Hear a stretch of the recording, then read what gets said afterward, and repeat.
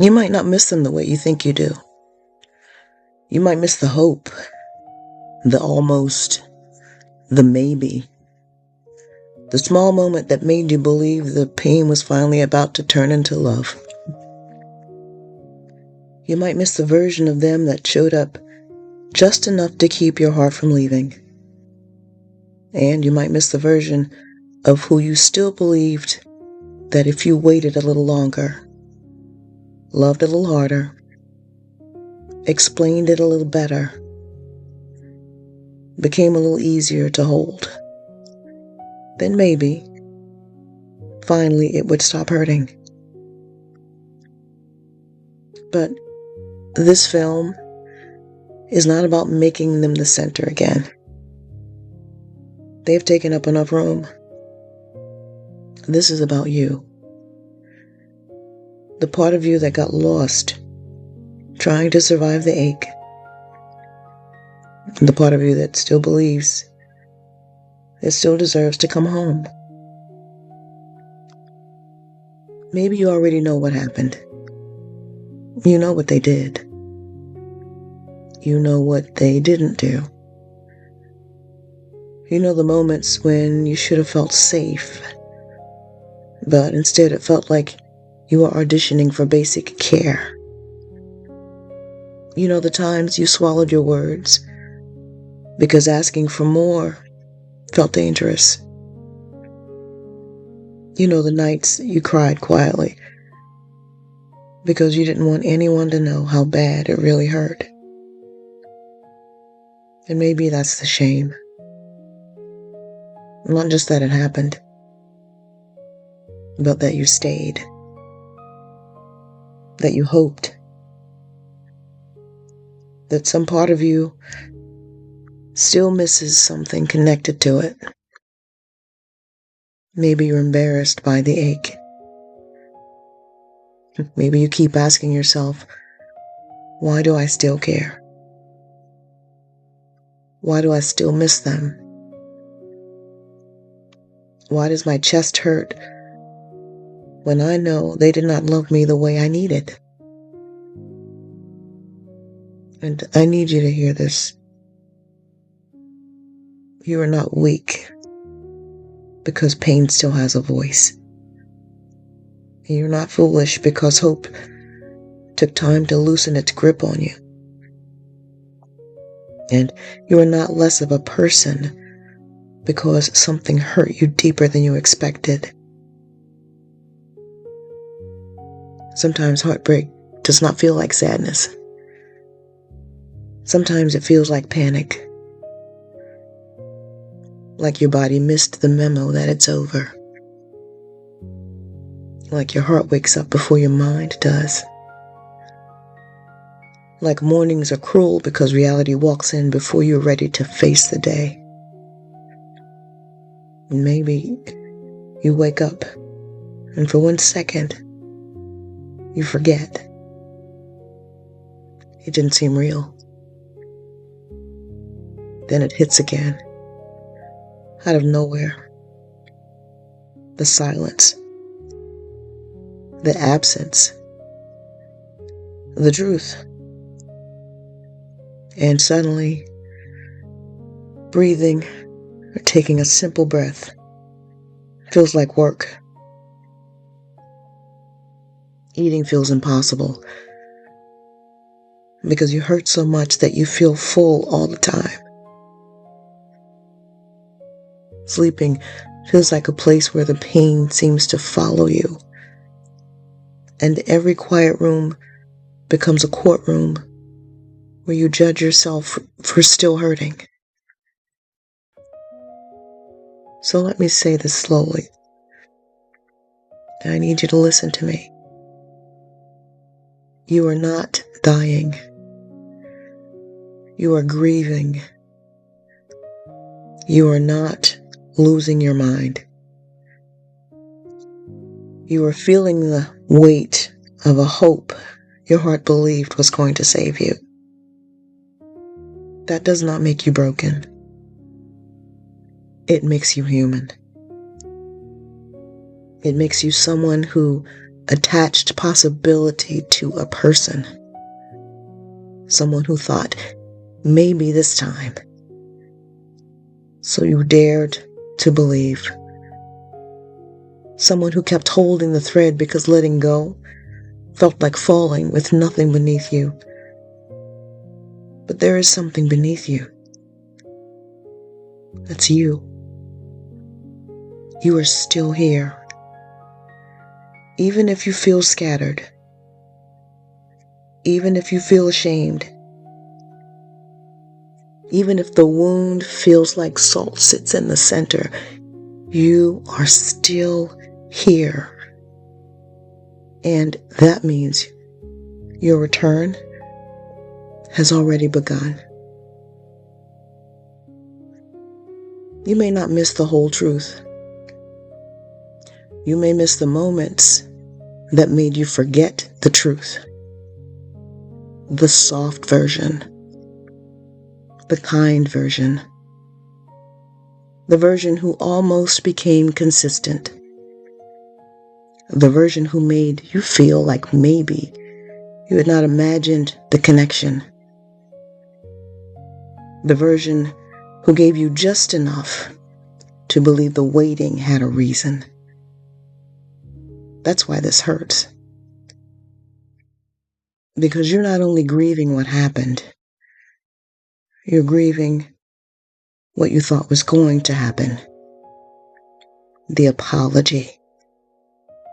That they'd finally say they were sorry, or they were wrong for what they did, or for what they said. The change, and they'd be different this time. The tenderness that finally stayed. And all that beautiful future that you'd rehearsed in your mind.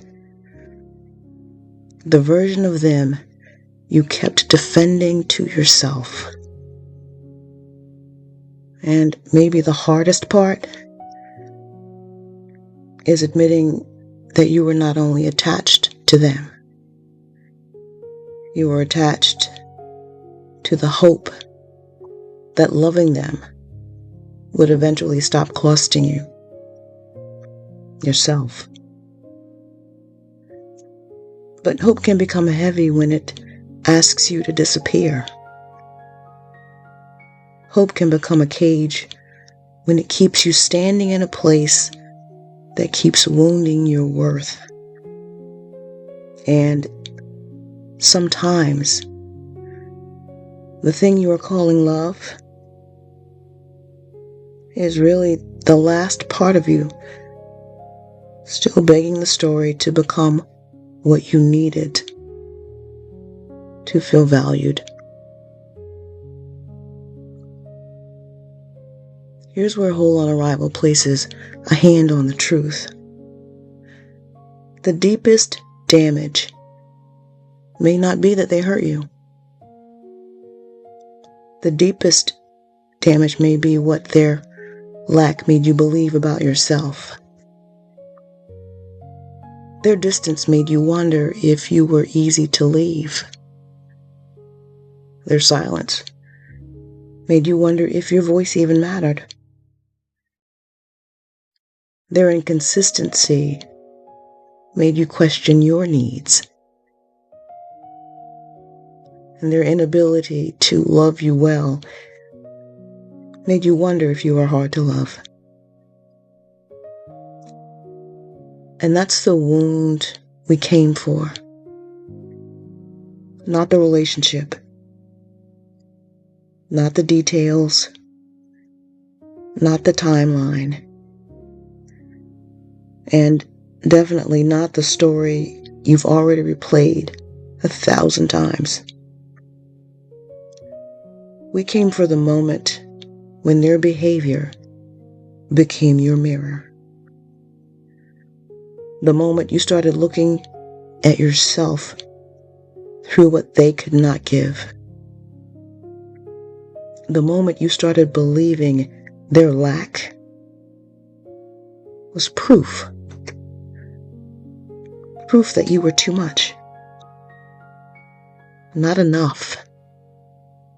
Too emotional. too needy, too hard to choose, too difficult to stay for. But listen to me. Someone's inability to meet you it's not a measurement of your worth. Someone's lack of love is not proof that you were hard to love. Someone's emotional absence is not a verdict on your value. So, what happened, it may explain your pain, but it does not explain your worth. Maybe you stayed because being chosen felt better than being alone. Maybe you ignored the signs because good moments felt like oxygen that you needed just to survive. Maybe you waited because you had already invested so much of your heart that leaving felt like admitting the dream was over. Maybe you blamed yourself because blame gave you something to fix. If it was me, I can change. If I was calmer, maybe they would stay. If I needed less, maybe they would give more. If I loved better, maybe they would stop hurting me. That's what pain can do. It can make self-abandonment look like strategy. It can make shrinking feel like survival. It can make you believe that becoming easier to disappoint is the same as becoming easier to love. But you didn't come here to hate yourself for surviving. You came here to understand what survival cost you. And then slowly, gently, truthfully, begin taking yourself back. Coming back to yourself does not have to be dramatic. Sometimes it starts with one honest sentence. And that is, I miss the hope more than I miss the truth. Or I'm grieving what I wanted this to become. I'm allowed to miss the good moments without pretending the pain was love. I can love who I was in that season without letting that season define who I am. This is healing. Not pretending, not rushing, not shaming yourself into moving on. Healing is when you can finally tell the whole truth without using it as a weapon against yourself. So yes, it hurt. And yes, you hoped. Yes, you stayed longer than you wish you had. Yes, you miss something. Yes, some mornings still feel like the wound reopened while you were asleep. And still, you are whole. Not untouched, not unchanged, not unscarred, but whole. Whole does not mean nothing happened. Whole means what happened does not get to own every room inside you. So breathe for a moment. Unclench your jaw. Lower your shoulders. Let your chest know it does not have to carry the whole story at once. You don't have to solve your life tonight. You don't have to become healed before you are allowed to be held. You do not have to make sense of every memory before you are allowed to rest. Right now, just let this be enough. Because, honey, you are not crazy. You are not stupid. You are not weak. You are not hard to love. You are someone who got hurt. Someone who hoped. Someone who tried. Someone who may have lost pieces of yourself trying to keep a connection alive. But you are not gone. You are still reachable. You are still becoming. You are still worthy of a life where breathing gets easier, where the wound stops stinging every time you remember, where your own opinion of yourself becomes louder than what happened to you. And if this made you wonder what you started believing about yourself after what happened, take the self-worth reset quiz. It's not a test.